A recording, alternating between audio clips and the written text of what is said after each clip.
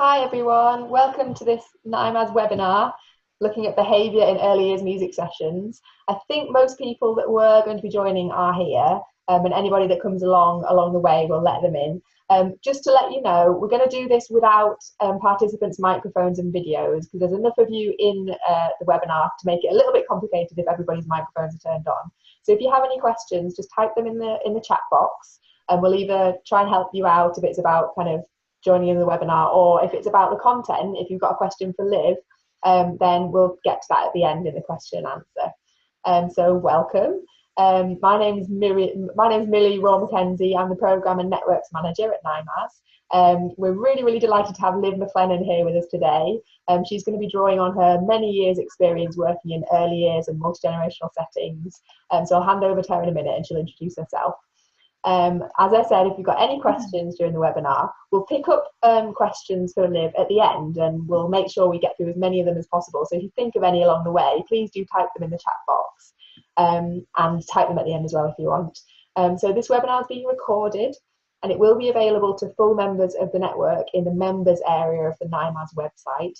So if you're not sure about membership, or if you're a full member, you can email us, email me, millie@nimas.org.uk, or you can look on our website in the what we do for professionals part of our website. So I'm now going to pass you over to Liv, so just bear with me for one moment while I hand over.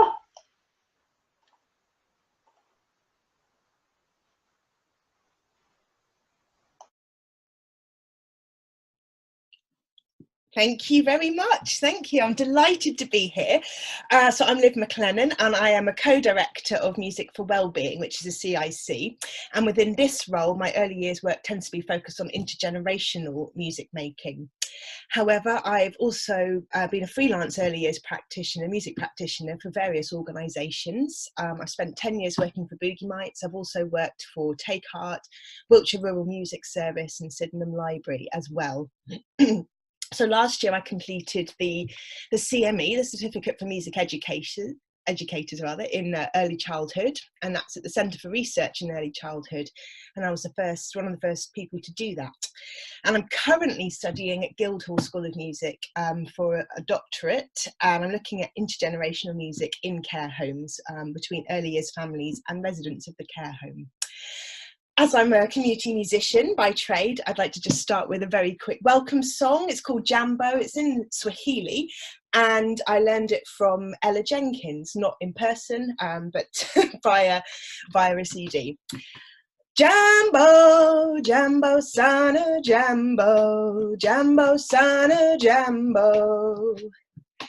Jambo, Jambo, everyone, Jambo, Jambo, everyone, Jambo. That means welcome, Jambo Sana, welcome very much. So today we're looking at behaviour in early years music sessions. And there's three kind of points that I want to address in this. What do we mean by behaviour? What are we looking for? What do we consider desirable behaviour in our sessions, and why that is? And how do we get there? So it's kind of unpicking the word behaviour and then relating it to the people we're working with, whether they're 3 or 33 or 93, and considering what kinds of behaviours that we experience or actively seek in our sessions, how appropriate that might be, and how then we might reflect on our intentions as practitioners. So we're going to think about our behaviour as well in relation to all of this, and how we might respond to things that are going on both in front of us and also within ourselves during the sessions. So the webinar is not necessarily about dealing with or managing behaviour, but encouraging us to kind of reflect on the processes in our sessions and how we might consider the concept of behaviour as we move forwards in our work. So sorry if anyone's coming for a kind of a checklist of behaviours and how to deal with them. I was expecting me to kind of have all the answers. I don't, and we'll find out why that is later on. But I hope this will be useful and enable you to reflect personally as a practitioner anyway. So what do we mean by behaviour?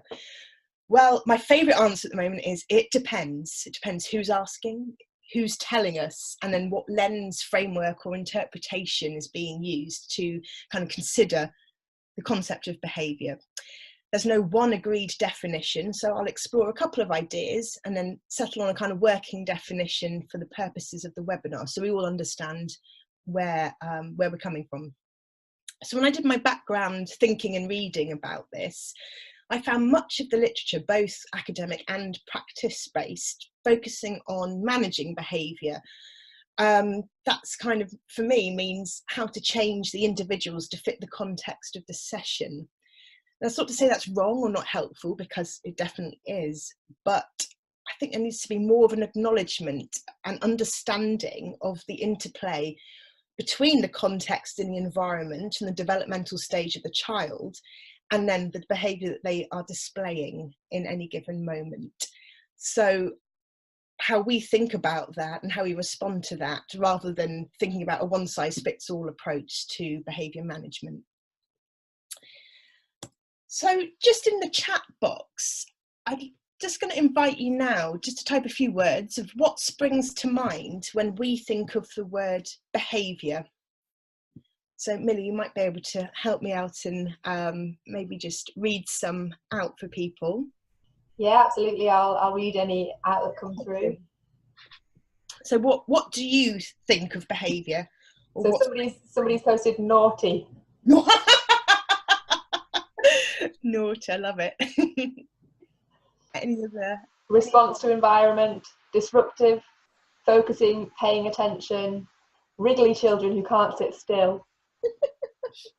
So kind of quite descriptive elements of behaviour.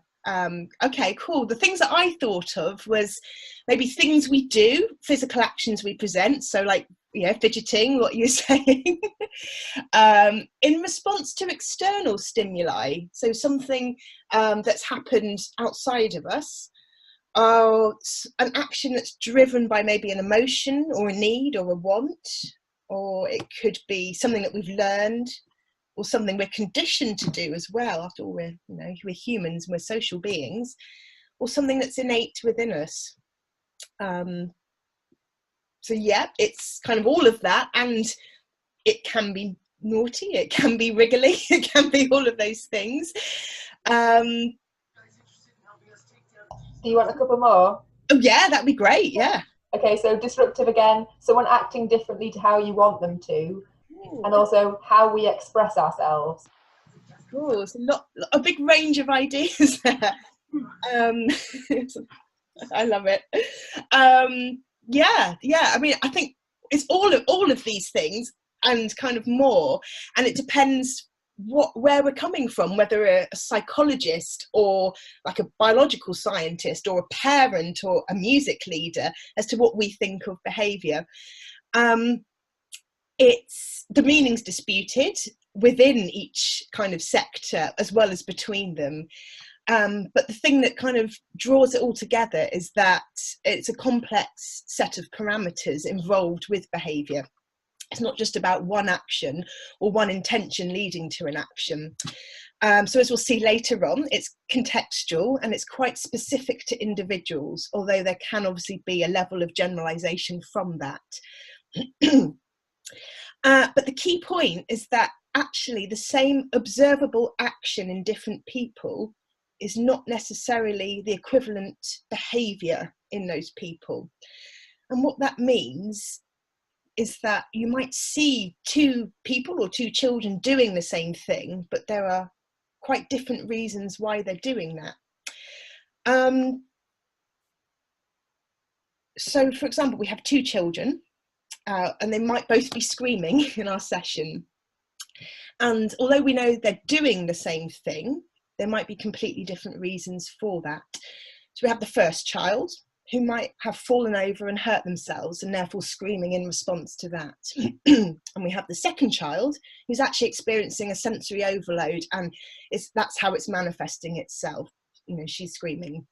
So how you respond to those children will be different, even though it's the same action or observable action. There are quite different behaviours. So with the child who has hurt themselves, they might need lots of physical contact, reassurance, maybe lots of cuddles, some first aid.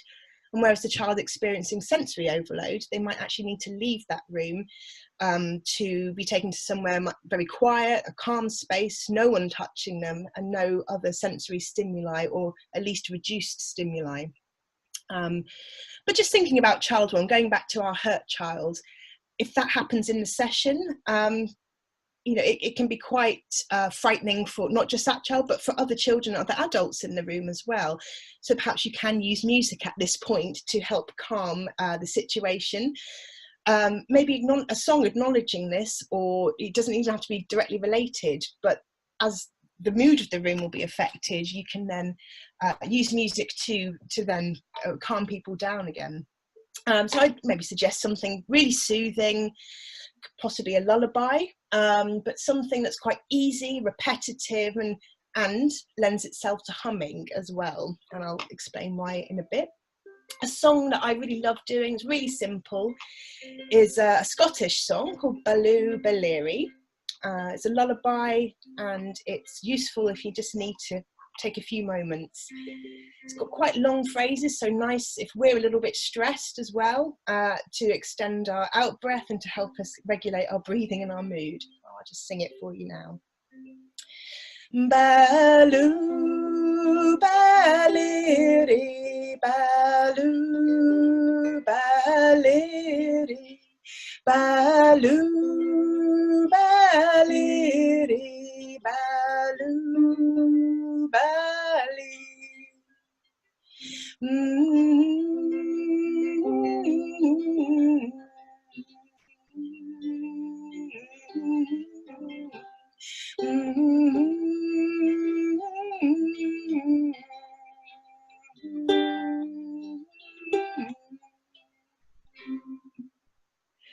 So just something like that, just to bring the mood back down, calm down.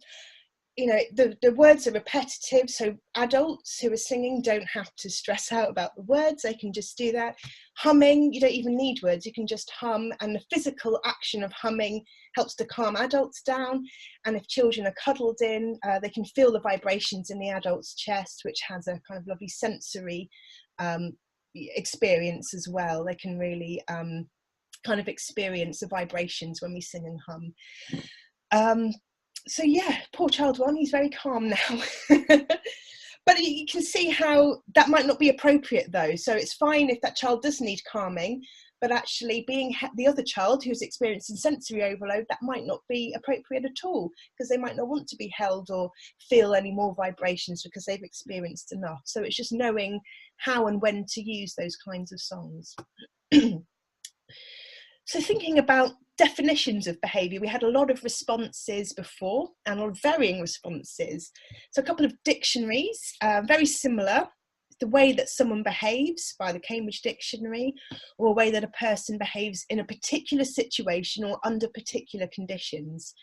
And the Oxford Dictionary, the way in which one acts or conducts oneself, especially towards others. So recognising there's a kind of social aspect there. Or the way in which an animal or person behaves in response to a particular situation or stimulus. So it's like a two-way process. It's how you experience the world, the effect it has on you, and then how you actually act in response to that and how you relate to others. So this might look a little scary, and I mean, luckily you're all on mute, so I can't hear the gasps. Bear with me. Remember that I'm a musician too, I'm not a scientist, but when I read this, it actually really resonated and kind of gave me a great starting point from which to view behaviour and what behaviour might mean. So I found this in a paper by Bergner, and he employs this formulation from descriptive psychology, and descriptive psychology was developed by Peter Osorio in the 60s. Okay, so we have behaviour, and Bergner is suggesting that there are lots of parameters about or that lead to behaviours. If we have a think about something that we might come across in our music sessions. So imagine we have toddler Freya. She picks up some rhythm sticks and she taps them together. Okay, she's doing this. That's a behaviour we're thinking about as we go through this. So all the aspects that bring her to do this can come under this formulation. So we have the I, identity. We know that every behaviour belongs to someone. Every aspect is, so it means it's someone's behaviour. It doesn't actually exist without a person enacting this behaviour. So in this case, we have Freya. She's 2 and she's female. Every behaviour has a want to it. That's the motivational parameter. So it's something that the person wants to happen, wants to bring about. So in this case, Freya wants to hear the sound of the rhythm sticks. Then we have the K, which is know. That's the cognitive parameter. So that's all the concepts that are being acted on. So in this case, Freya knows that in this moment that she can pick up the sticks and tap them together. And that relates to the want as well. So that's opposed to, say, throwing them across the room or handing them to someone else. But she knows that that is something that she can do.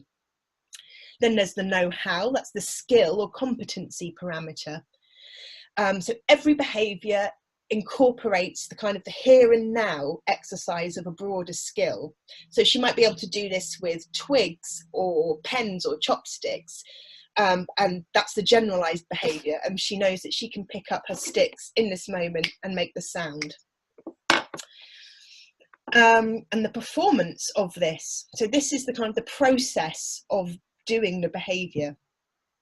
So it's not just about tapping the sticks together, it's everything else involved in it, the bodily posture, the way she maybe hold her head, the way she has her shoulder, the way her feet are pointing, if she's sat down or she's standing up, everything that's involved in that behaviour, the way her hands are grasped around the sticks.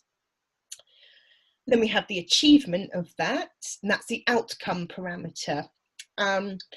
So an aspect of every behaviour is that it's the bringing about of some kind of outcome. So something's different by the fact the behaviour's occurred. And this could be in line with the want parameter, or it could be different. It might not be, it depends. So in this case, we're assuming that Freya intended to tap those sticks together and produce the outcome she achieved. But when the two things don't align, when the achievement and the want don't align, that can lead to frustration and another type of behaviour responding to that. So it's just something that we can be aware of when we're leading our sessions. Then we have personal characteristics. So that's the individual difference parameter. The personal characteristics are expressed through the behaviour, which could be values, it could be attitudes and interests. So in Freya's case, it might be reflecting her interest in musical instruments, or it might be reflecting her wish to show her teacher that she too can tap the sticks like the teacher. Or it might reflect the fact that she's actually a very inquisitive child and she likes working out how things around her work. So there's lots of things to consider when we observe behaviours as well. And then finally, the significance. So what that means what the person is doing when they actually enact this behaviour. So yes, they're tapping together the sticks, but we can understand that as being musical or playing a musical instrument. So we kind of that higher level of significance there to the action and to the behaviour. So I've introduced this just as a way for us to notice, describe and articulate behaviours, but also as a kind of way that we can reflect on what is going on with the children that we're working with, and also the adults too, and just know that it's a really multifaceted experience, behaviour, and it's not just a kind of cause and action. There's lots of other things and other parameters as well. This book, I don't know if you can see this, by Maria Robinson, really interesting book there, all around behaviour and development in early childhood, and well worth the read. But this quote, it really helps us to understand where children's behaviour is coming from. So she says, much of the behaviour we observe in children is also a reflection of their inner world and all its accompanying sensations. It's multisensory, in other words. As babies and young children, how we behave is, perhaps more than at any other time in our lives, an image of the feeling self, so that's emotionals, and it's not yet overlain by understanding of social expectations and learning how we may need to hide how we feel dependent on context. The baby and young child simply is. So the premise of her book is that behaviour is communication and the outward expression of an internal world that the child is experiencing. And there's lots of things that overlap in this behaviour, which are brain growth, the impact of sensory information experienced by the child, the quality of the interactions and relationships, especially with adults, the emergence of their skills and abilities, and the impact of adults' own internal worlds as well. So how the adult responds, their perception and attitudes, expectations and interpretations of all the behaviour. So what we do as adults can have an impact on the behaviour of the child and how they learn to experience and eventually self-regulate their emotions and behaviour. So just a very quick thing on self-regulation. Children haven't developed the ability or understanding of social expectations in relation to their behaviour yet. So we need to be aware of this in our sessions when we're working with children, especially with the under threes. So the self-regulation, that's the ability to moderate one's thoughts and feelings and the expression of them. And that requires the child to monitor and inhibit their arousal. But it's a developmental process and children have to learn this ability. We're not born knowing how to self-regulate.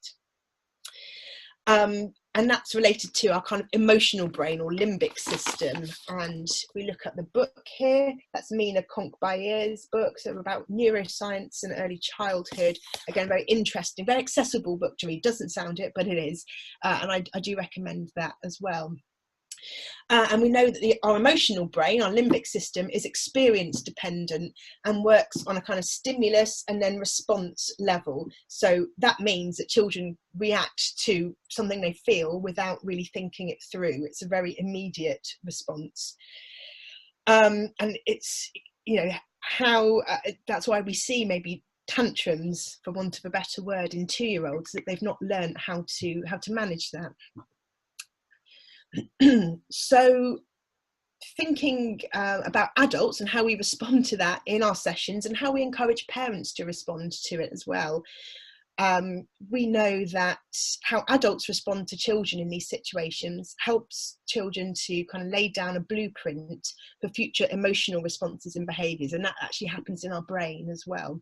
So it's not just a social conditioning, it is a physical thing as well in our brain.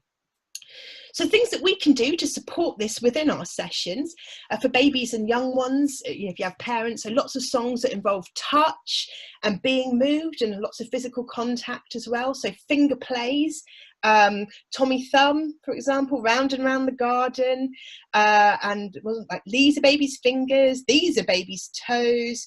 This is baby's tummy button. I'm going round and round and round and round it goes. So lots of things that involve that interaction with parents. And you can really wait for the kind of the payoff line. Like a teddy bear, 1 step, 2 step, tickle you under there. And why is that good for self-regulation? Is that it's delayed gratification, so children learn to wait for something, and that's all really helpful in being able to learn about self-regulation. So for slightly older children, a song like Rolling the Ball, so they have to do lots of turn taking. Roll, roll, roll the ball to Claire, for example, and they've got to really wait their turn for that as it goes around the circle. Transition songs as well, if you're giving out scarves, for example. I always use songs to do that, to help children in some ways not distract them, but give them something else to focus on while they're waiting for scarves to come round. So such as I Can Sing a Rainbow, something that encourages people to join in, and shakers, if I'm doing shakers. If you want to play a shaker, take one now, just to the tune of If You're Happy and You Know It. Again, it gives them something else to focus on. They're learning how to wait their turn, and it avoids the kind of chaos that can happen at transition time. So all good for self-regulation. And other things that you can do is something like a backwards open shut them. So everyone knows the open shut them, give a little clap.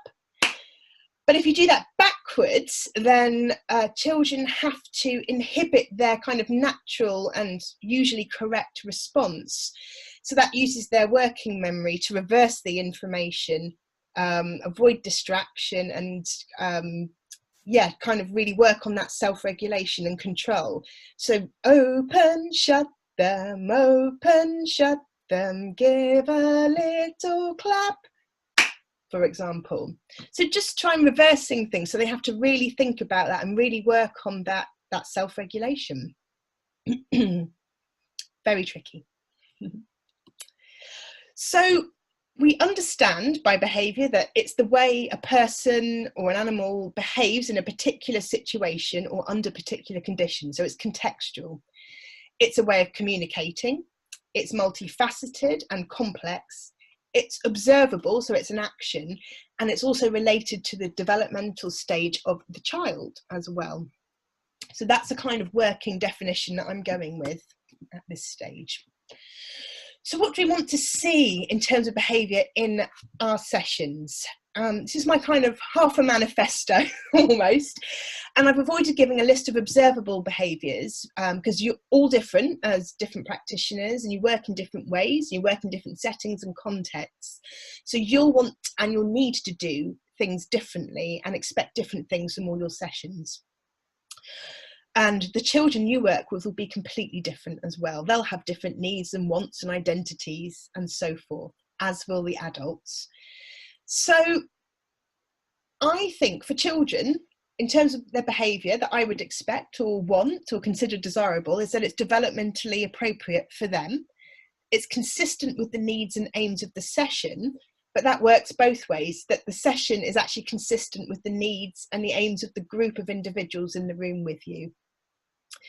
And so for adults, including us as leaders, all of that, but also providing a responsive, calm, accepting and understanding space, but also having our own boundaries. And that will be different for each of you. You have to come up with that.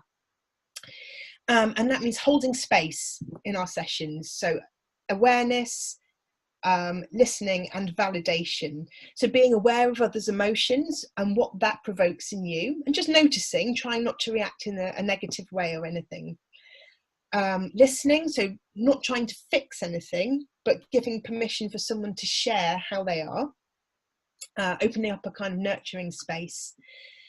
And then validating them and really saying it's okay to feel like this or to do that. You'll obviously have your own kind of red lines and what's acceptable as behaviour. But there's also other behaviours that are okay as well. So, if children are shy, they don't want to sing, that's fine. And you can respond to that and validate that musically as well. So you could sing very quietly, not making eye contact with them. Or if they're quite angry or, feeling a bit... het up about things, perhaps you can then respond to that by playing angrily, or maybe banging really loudly on the drum, or moving around and stomping around to music. So you're saying it's okay to be like this, let's try and work with this together. You walk with them musically, and then hopefully they've come out of it the other side. So if there's obviously behaviours that come up that aren't so desirable, so for me, things like spitting, hitting, biting, not so keen. I understand where they come from. What I try to do is redirect that, and obviously discourage the not so great behaviour. So if children are spitting for whatever reason, perhaps we then all blow raspberries together, or buzz like buzzy bees, and just try and redirect the focus, the sound we're making. Or if they're hitting someone else, perhaps we can hit our drums instead. There's obviously a need in that moment for that child to do that. But instead of hitting another person, we can perhaps hit something more musical. So as leaders, I'm proposing that our practice isn't just about bringing a curriculum and then delivering it in a session, but about really working with people who attend the session, and working in the moment as well, and co-constructing your sessions with them. A musical free play is a really great way of enabling children to explore different kinds of behaviours, and I would say co-constructing a shared logic. So we know that the environment is a social environment for children, and it's a great way, therefore, to learn pro-social behaviours such as turn-taking, communication, sharing and reciprocity, and negotiate this social environment with others. And you can do that through free play as well. It's a time to really empower children to do what they want to do, or we can take time to observe them, or invite their adult carers to observe them, and a time to play with them as well, the children, if we're invited to. It's a way to validate their skills, their own experiences and competencies in that moment, so the behaviours they're displaying. And children can make their own meaning, and then they can co-construct a logic with their peers or their caregivers or yourselves, and they can learn that together, being together, can actually be really fun and really satisfying. Now, this bit at the end, it helps them to develop procedural understanding. What this actually means is they can understand how to do something or how something works, so such as communication, turn-taking, before being able to verbalise it, and that's their logic in action.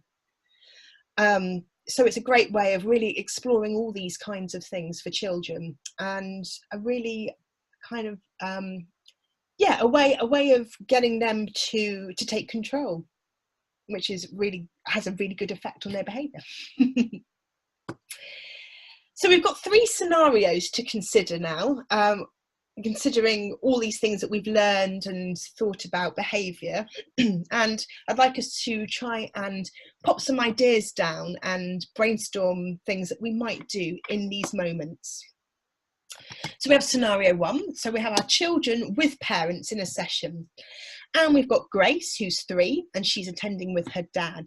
Now you've got the group sat on the carpet, and you're teaching a rhythm with rhythm sticks. And this is a very adult-led thing. So the rhythm might be, and it's a kind of call and response. You'd like them to tap it back to you. Don't know why you're doing that, but that's what that's the scenario I've come up with. But at this point in time, Grace puts down her sticks, starts to run around the room, which then prompts her dad to start telling her to come and sit down. So he's talking all over your teaching moment anyway. And that leads to some of the other children becoming restless at this point. Okay, so a couple of questions for us. What could Grace be telling us through her behaviour here? So considering how multifaceted behaviour is, what could she be telling us? And then how could we respond in the moment while still trying to meet the needs of all members of the group and our own session plan? So just maybe take 10 seconds just to note some things down in the chat box, and then perhaps Millie can read them out, and then I'll give some ideas after that. Go ahead, anything you want to type in, I'll shout them out. Yeah. Don't all rush at once. Does Grace need to move? Can we do the rhythm with our feet? Ask parents to play and then children copy, and parents to bring them all together. Oh, sorry, children copy the parents to bring them all together. Get up and move around the room with rhythm sticks. Tap sticks really fast to copy the running feet. Lovely. Great. Yeah, I've had lots of that, and then other things that we might consider. How long have they been sitting down previously? So yeah, do they need to move? Is the rhythm actually beyond Grace's capabilities in this moment, or is she hungry? Does she need the toilet? One of these things might be going on. So yeah, absolutely, we need to get both Dad and Grace back into the group somehow, or let them go to the toilet, whatever. And we still want to kind of continue with the teaching point, as the other children seemed okay with it. But yeah, could we do it with our feet? I put Grace needs to move, or we could do that rhythm or a different rhythm using body percussion. And we can actually get each member or each dyad of the group to come up with their own rhythm as well. So perhaps they don't want to repeat what you're doing. Perhaps what you're sharing isn't that interesting to them. How can we get them involved? Yeah, absolutely. Absolutely. There are lots of things there. nursery setting, scenario 2. So you've got a group of 15 children in a toddler room. That's 2 to 3 year olds. There are 4 nursery practitioners in the room. That probably sounds quite luxurious, but I don't know. I was thinking about ratios there. But they're not supporting your session in the way you need them to. So some do paperwork during your session, so observations, and others talk at the back of the room, which does disturb the children's concentration. So in terms of the adults, what are these behaviours suggesting to us?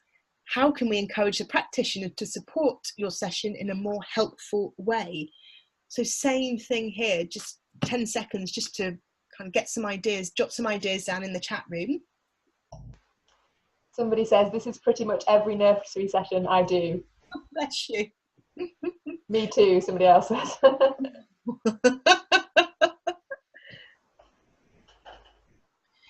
Yeah. So what do we think's going on with the nursery workers here? Somebody suggested they don't get it, or they are stressed and need to catch up. Yeah. And it's downtime. Yeah. That is definitely what might be going on. They might be stressed. They're absolutely, might be at capacity. And whilst we do understand that, but it's kind of then working out how can we encourage them to do that maybe at the end of the session before the transition to another activity. Could it be done as part of a debrief? Are you talking to them afterwards about what you've observed in the session? Just 2 minutes at the end to communicate the main things you noticed for a couple of children in that week, in that session. And it would be 2 different children each week, perhaps. And with talking, it's something I would say to address after the session, maybe not during it, but have a think, have the expectations actually been set out to the nursery staff there? Do they know what's expected of them? Do they understand the value of music and what you're trying to do in the sessions? And do they actually even realise the impact of their behaviour on the session? Probably not, I would imagine, if they're continuing to do it. There are people are given suggestions of things to do in the session if that happens. Yeah. And so something practical where you definitely need to help, like holding lycra. Ask the adults to model a rhythm with the sticks, or shakers, or model an action. Yeah, absolutely. Somebody suggested they actually need to run a separate training session for nursery workers on how to support the sessions. Or give them a task, like a specific task, like observing certain children. Absolutely. Yeah. You can do that. And there's a couple more things, I'll just read them out. Yeah, great. So somebody says, we had a Thai lady that struggled to help at music time, so we introduced Thai music to the group, and this really helped her. Asked them to video a song or an activity. Would it be good to talk to them about how you can support them in the session? So do they want a training session so they can see why you do some activities? Yeah. Or get them doing some assessments. So that's all the comments. Yep, that's great. So hopefully the people who have this issue every week, there's loads of amazing ideas there. And also it's just considering perhaps they don't have any confidence in their own music making. So someone suggested training. Absolutely. Perhaps you could do a short questionnaire or feedback about the sessions. But yeah, absolutely, go down the collaborative route, which a lot of you are suggesting. Fantastic. And I'd be really interested to hear how that's worked in your settings. Have the settings taken up the training offer? Do they pay for it? What's going on there? Perhaps we can discuss that in the questions. But yes, so for those of you who are struggling, your peers have suggested some amazing things there. So hopefully you can be refreshed and, maybe in your nursery sessions tomorrow, go in with a kind of renewed confidence about asking them to join in, or giving them tasks, or thinking about that. So it's not just about musical planning for the children, it's about how you manage the group and the space and the adults within that as well. And that's all related to behaviour as well. So our final scenario, again, I put parents with children this time rather than children with parents. So we're really thinking about the parent in this respect. So we have Kirsty, she's 22 and she's living with postnatal depression. So she brings her baby along to music sessions in a children's centre. Yes, they still exist in this world because it was strongly suggested by her outreach worker. She comes most weeks but doesn't necessarily engage in or with the music very often.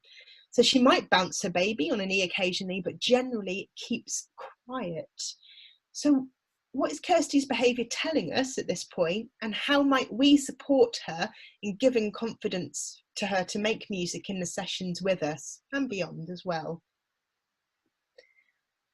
So get your ideas down. While the ideas are coming in, somebody said parents are my biggest challenge. Yeah, a confidence to I say deal with parents, but to work with parents, because it is a different, it is different and it is tricky, and they are your peers as well in some respects. So it is just giving something a go, and I'm sure the ideas will come out. Some ideas coming in. So use more spoken rhymes. Is shy and doesn't relate to the others. I like to model action songs, etc., with a teddy. She might love it, but that's how she feels best to engage at this time. Allow time for social interaction between the parents. Some are very daunted by going to groups. Perhaps just turning up is all she can manage at this stage. Use songs that encourage eye-to-eye interaction. Lovely. Yep. And she might see it as a major achievement just to get to the session. Absolutely. With young babies, I was always half an hour late to everything I went to with my little girl. Yeah, and it is massive, and it is doing that acknowledgement and that kind of validation that, wow, she's there, she has turned up. And I don't mean that in a patronising way, but just that recognition that having a baby is really hard, especially if you're living with postnatal depression, for example. And yeah, absolutely, she might be too tired or depressed to have the energy to do anything else apart from be in that room, in that space with the baby. Or, there might be other things. She might not see the value in music making with her baby. She doesn't understand, what doing silly rhymes actually, what the benefit is, what that brings. She might not even like the music that we're doing. It might not mean anything to her at all. So amazing suggestions as well, but also free play in this context might work as well. So baby friendly instruments, having musical conversations that you can demonstrate first and then encourage her to do. And you can make this quite private. So perhaps, if she feels embarrassed about that as well, it's quite a thing to kind of make yourself vulnerable and be silly in front of other people. So perhaps making up a comfy corner of the room that's maybe not in full view of everyone, and everyone can go off and do their own thing in the session, almost like a private space. And then you can be with her for a minute and pointing out musical behaviours of the baby and the influence that she is having on her child. So really praising, really validating what she's doing, and getting mum to and baby to develop their logic in action together, so their procedural logic of communication in this instance. Yeah, and someone mentioned about the Thai lady in the nursery setting, but you would do a similar thing, I would suggest, as well. So perhaps she doesn't like nursery rhymes, perhaps they don't mean anything to her, perhaps it's not culturally familiar, whether that's to do with nationality or class or age, or perhaps she's just not interested in singing them. So perhaps using material that's familiar to her as a starting point. So an example that I've used before, perhaps Rockabye Baby on the treetop, doesn't mean anything to Kirsty. It's old-fashioned and she doesn't like it, or she's not even heard it because she's not sung it or been sung it when she was little. But there's a pop band called Clean Bandit. They have a song called Rockabye, and I took the chorus, I slowed it right down and used it as a basis for a kind of closing lullaby for sessions in a project. And I'll just sing a little bit if I can remember it. Rockabye, baby, rockabye. Somebody rocks you, rockabye, baby, don't you cry. Somebody's got you, rockabye, baby, rockabye. I'm gonna rock you, rockabye, baby, don't you cry. Somebody's got you.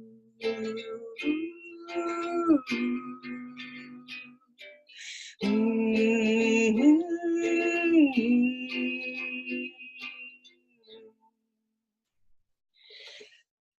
it turns out when I brought that along to the session, one mum said that she used to sing it to her child when she was pregnant. So immediately you were validating what she was doing and saying that she was good enough, she was being a good mum. And that's, you know, what all of us can do. We can just be good enough, and that's fine.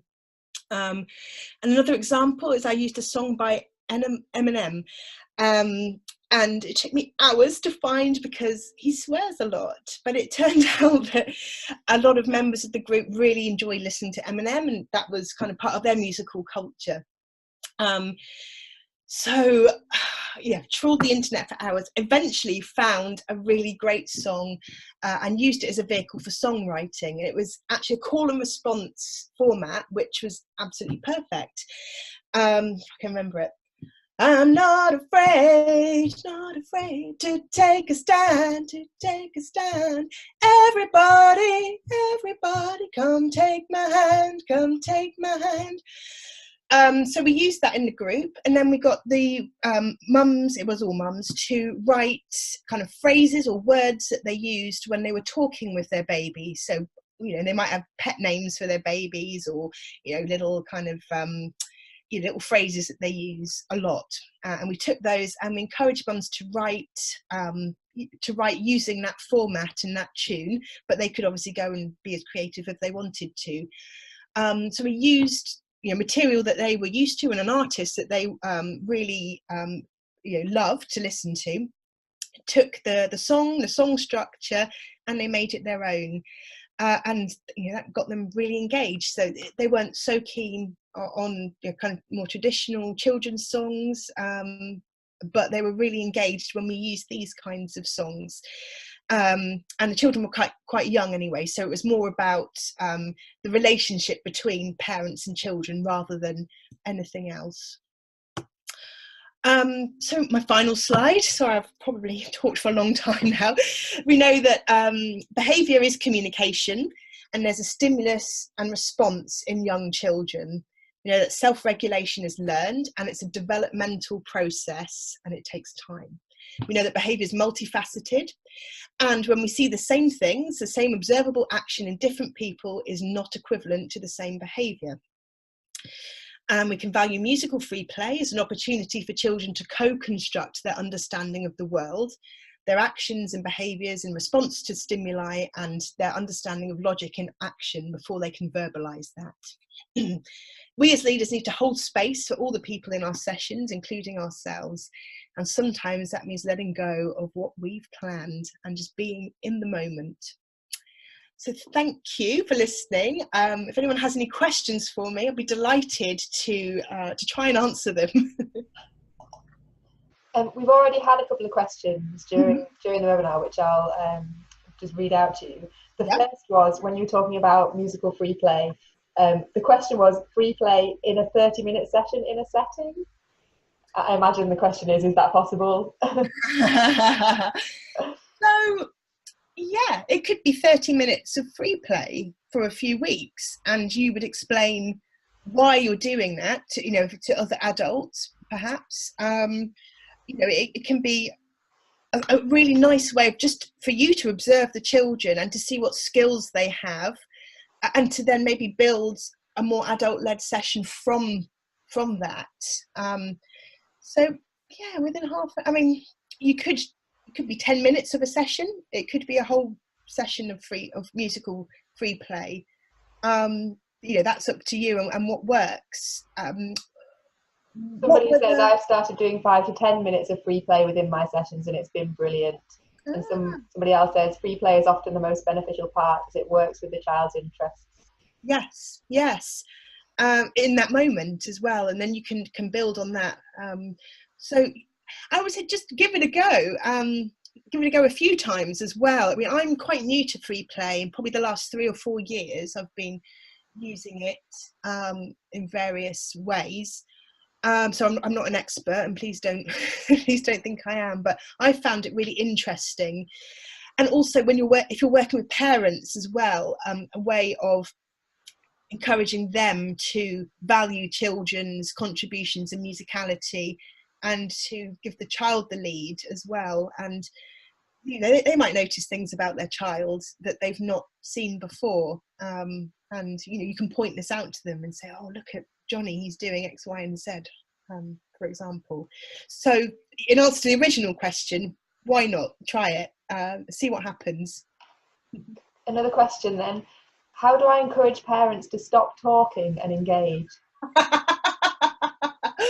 So it's looking at you know, really considering why parents come to the sessions, what do they want to get out of it, why they might be talking, you know, what are they talking about, and also being clear on your boundaries. So that means absolutely setting ground rules or a kind of learning behaviour agreement.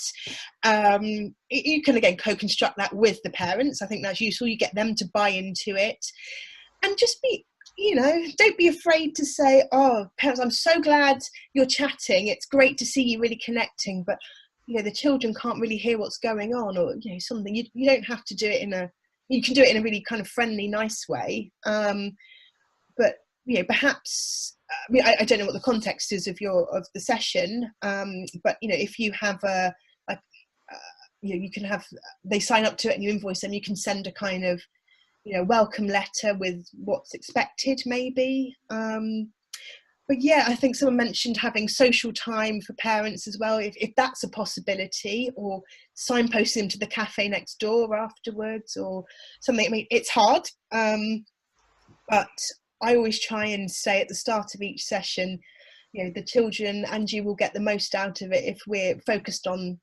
making music together, rather than, well, no, I just say that, I don't even say rather than chatting. And just being confident in reminding people why they're there.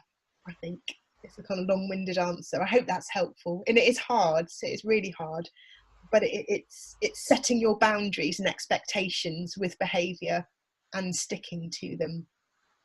Going back to the children now, somebody's asked, how do I connect with a child who is completely disengaged, doesn't want to participate in anything?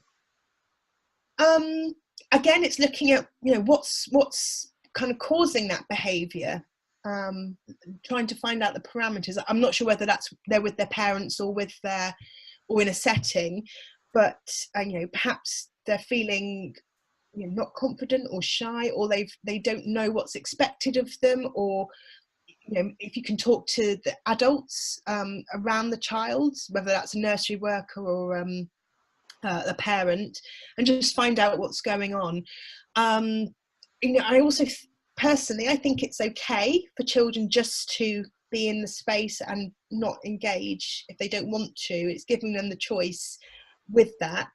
I know of people, they're now musicians, but they say they sat under a table for a year when they were in their ballet class or whatever, or in their music class. So it doesn't necessarily mean they're not taking anything in, it just means they're not displaying it in the way that you're expecting necessarily, because it might come out in other spontaneous behaviours, you know, either in the setting or at home or something. So if there's some way of finding that out, or you know, does the child have any special needs? Are they experiencing sensory overload, so can't actually physically move at that point because it's too much? So lots of things to unpick, I think, before thinking about strategies on that. So because it depends on what's causing the behaviour as to how you then approach the child. I don't know if they want to say any more about that in the chat box. In case they do want to, while we wait, I'll just quickly go to another question, going back to free play. In free play, would you just get lots of instruments out for them to explore? It depends. It depends on the setting and who you're working with.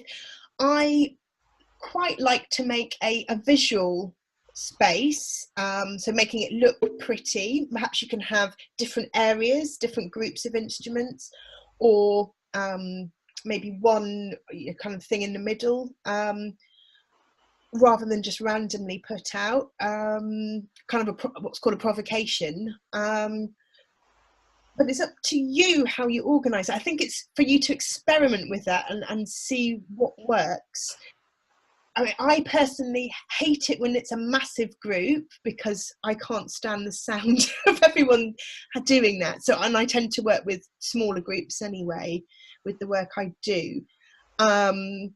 So there's all of those considerations as well. So I suppose it's thinking about the types of sounds that you would encourage children to explore, and also that is going to be thinking of health and safety, having a kind of really boring approach to this, but not too many really loud instruments because that can damage hearing, that kind of thing. So I tend to display and then let children mess it all up, as it were, and really explore that, but other people might have different approaches to that, and it's just finding what works best for you. So we haven't got any more questions, but just the person who asked the question earlier about the child clarified that he's in a nursery setting, and the staff have told me that he's always like this, not just for the music session. Okay, then that seems consistent. And if maybe just start a dialogue with the nursery practitioners, and see if there are any spontaneous musical behaviours that come out between sessions, that they can recognise from the session or not. Just to try and direct them to thinking about the boy or the child or whatever, hit the musicality outside of organised things. And if you do have time to delve a bit deeper in terms of needs, and maybe it's because the child doesn't know what's going on, so maybe a visual timetable might be helpful, like now we're going to do singing, and you rip that off and we've done our singing, or whatever, just something like that to support the child. So I don't know what the nursery have in terms of the provision for that child, but trying to incorporate those techniques into your session as well. And it's hard because you're balancing a lot of children and a lot of children's needs. Somebody's made a suggestion, and they said, can the disengaged child bring in a toy to sing with? Yeah, anything like that. It's trial and error, and so trying out lots of things. So yeah, and I think that's the end of the questions out, unless you want to carry these on, but perhaps, Liv, you'd be happy for me to share your email address with yeah, absolutely, in this webinar. Lots of people saying thank you very much, they've really enjoyed it. People leaving now because we are coming to the end. Yep. But just so that everybody knows that we will be this has been recorded, so we will be uploading it to the members area of our website. And so anybody who wants to see this webinar again or share it with somebody else, it is available to our members of our network. And I'll also be kind of just sending an email around to you all just to summarise, and also sharing Liv's slides just with the people that were in this webinar. Thank you very, very much for everyone that's been, and thank you so much, Liv. It's been fantastic. It's been a really good webinar. Lots of really insightful discussion going on. And yes, thank you very much. Is there anything else you want to kind of wrap up with? No, just thank you. Just experiment and reflect. Great. All right then. Well, bye very much. We'll end this webinar now, and we hope to see you at another one soon. Thanks. Bye. Bye bye.